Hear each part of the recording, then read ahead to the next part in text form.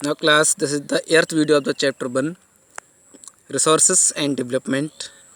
इस वीडियो में हम पढ़ेंगे, देखिए, what are the land degradation and conservation measures. तो लैंड डिग्रेडेशन और कंजर्वेशन मेजर्स के बारे में हम जानते हैं इस चैप्टर में। We have shared our land with the past generations. तो हमें जो ज़मीन मिली वो पास्ट जनरेशंस से मिली, and will have to do so with the future generations too. और हमें भी ये आगे फ्यूचर की जनरेशंस के लिए करना होगा। 95% of our basic needs for food. तो 95% हमारी basic needs food, shelter, clothing are obtained from land. कहाँ से मिलती हैं हमको? ज़मीन से ही मिलती हैं। Human activities have not only brought about degradation of land. Human activities ने न केवल ज़मीन का डिग्रेडेशन किया है, but have also aggravated the pace of natural forces. उन्होंने नेचुरल फोर्सेस की गति को भी रोका है, to cause damage to land. और जिसकी वजह से क्या हुआ? लैंड का डैमेज होना। तो ह्यूमन एक्टिविटीज़ ने लैंड डिग्रेडेशन करके और लैंड में बहुत सारे डैमेजेस क्रिएट किए। Some human activities such as, अब कुछ ह्यूमन एक्टिविटीज़ जैसे क्या क्या हैं? Such as deforestation, over grazing, mining and quarrying. Mining खुदाई करना, क्वेरिंग भी सेम वर्ड होता है, लेकिन इसमें वैल्यूएबल गुड्स जब ज़मीन से निकालते हैं उसे क्वेरिंग कहते हैं। To have contributed significantly in land degradation. इन्होंने भी लैंड डिग्रेडेशन में कंट्रीब्यूशन किया है। तो क्या कहते हैं वो? डिफॉरेस्टेशन की वजह से, ओवर ग्रेजिंग से, माइनिंग से, क्वेरिंग से। अब क्या है आगे देखते हैं। Mining sites are abandoned after excavation work is complete. तो एक्सकेवेशन वर्क जब पूरा हो जाता है तो माइनिंग साइट्स क्या होती हैं? खुली छोड़ दी जाती हैं। अबेंडेंट मीन्स छोड़ देना। Leaving deep scars and traces of overburdening. और ये क्या छोड़ जाते हैं? गहरे स्केयर्स, गहरे गड्ढे छूटे रह जाते हैं वहाँ पर। ट्रेसेस, बहुत बड़ी धारियाँ वहाँ बनी रह जाती हैं। ओवरबर्डनिंग, और इससे बर्डन बढ़ता है। In states like Jharkhand, Chhattisgarh, Madhya Pradesh and Orissa, deforestation due to mining have caused. तो माइनिंग की वजह से डिफॉरेस्टेशन ने क्या कॉज किया? सीवर लैंड डिग्रेडेशन, बहुत ज़्यादा मात्रा में मिट्टी का कटाव। इन स्टेट्स लाइक, अब कौन कौन से स्टेट ने? गुजरात, राजस्थान, मध्य प्रदेश और Maharashtra. Over grazing is one of the main reasons for land degradation. तो इन स्टेट में क्या है? तो ऊपर के स्टेट में माइनिंग से मिट्टी कटाव हुआ, और यहाँ पर ओवर ग्रेजिंग एक मेन रीजन बना लैंड डिग्रेडेशन का।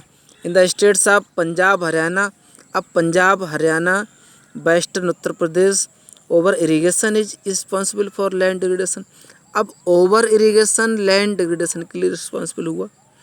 Due to water logging leading to increase in salinity and alkalinity in the soil.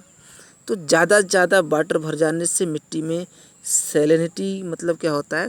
उसका क्षार होना, मतलब ज़्यादा साल्टी होना, नमकीन होना, और एल्कलिनिटी इसमें और केमिकल्स का भर जाना ज़्यादा वाटर से हुआ।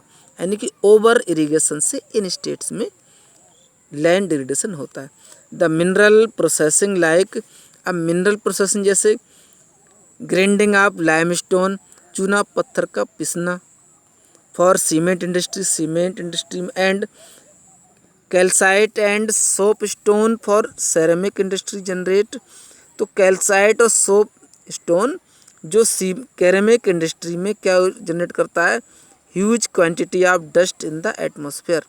ये एटमॉस्फेयर में बहुत ज़्यादा क्वांटिटी में डस्ट उत्पन्न करता है। It retards the process of infiltration of water into the soil.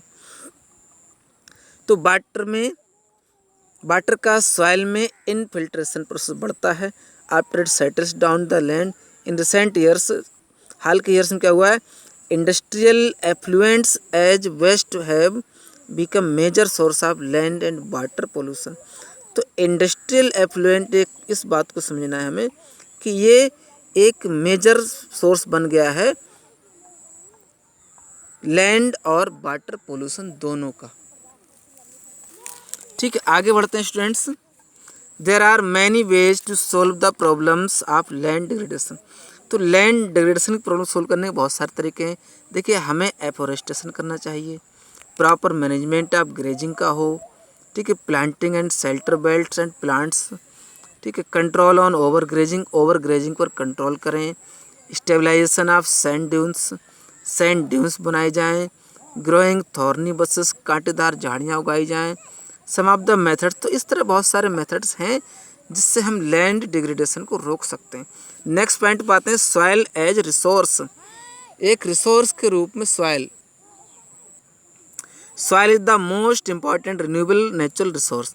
तो सॉइल क्या है, देखिए बहुत ज़्यादा इम्पॉर्टेंट रिन्यूएबल नेचुरल रिसोर्स है। It is the medium of plant growth.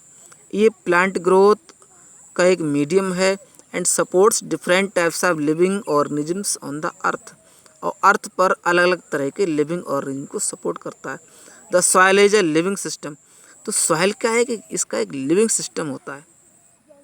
It takes millions of years to form soil up to a few centimetre in depth. तो कुछ ही centimetre गहराई की मिट्टी बनाने में मिलियंस ऑफ ईयर्स लग जाते हैं।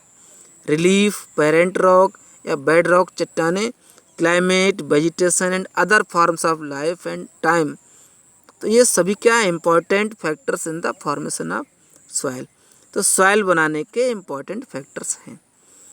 वेरियस फोर्सेस ऑफ नेचर के कई तरह के फोर्सेस होते हैं, जैसे कि चेंज इन टेम्परेचर में चेंजिंग आना, एक्शंस ऑफ रनिंग वाटर के एक्शंस, विंड के एक्शंस और ग्लेशियर्स के actions, activities of decomposers etcetera. Decomposer animals की activities contribute to the formation of soil. तो मिट्टी को बनाने में अपना कंट्रीब्यूशन करते हैं। Chemical and organic changes which take place in the. तो केमिकल और ऑर्गेनिक चेंजेस भी टेक प्लेस। नेक्स्ट पेज पे इस लाइन को आगे पढ़ेंगे, हम पहले समझते हैं। देखिए, सॉइल फॉर्मेशन का सॉइल प्रोफाइल को समझ। सबसे नीचे जो है क्या, अनवेदर्ड पेरेंट बेड रॉक, यानी कि बिना टूटी हुई पेरेंट बेड चट्टान होती है सबसे नीचे। अब क्या है, ऊपर होती है, देखिए substratum weathered parent rock material. ऊपर का सबस्ट्रेटम ये वेदर्ड है, यानी टूटा हुआ चट्टान का मटेरियल। उसके ऊपर है सबसॉइल और सबसे ऊपर होती है टॉप सॉइल। इसमें खेती यानी फसल उगाई जाती है। सेम लाइन फिर पढ़ते हैं, chemical and organic changes. Chemical changes और organic changes which take place in the, जो होते हैं जो एक बराबर इम्पॉर्टेंट है। Soil also consists of organic and inorganic materials. Soil में ऑर्गेनिक और इनऑर्गेनिक मटेरियल्स शामिल हैं। On the basis of the factors responsible for soil formation. तो सॉइल फॉर्मेशन के रिस्पॉन्सिबल फैक्टर्स के बेस पर क्या है, देखिए कलर, थिकनेस, मोटाई, टेक्सचर, उसमें क्या क्या शामिल होता है, उसकी एज, केमिकल और physical properties. The soils of India are classified in different types. तो इंडिया की सॉइल्स को अलग अलग तरीके से क्लासिफाई किया गया है। इसको हम नेक्स्ट वीडियो में पढ़ेंगे, क्लासिफिकेशन ऑफ सॉइल्स।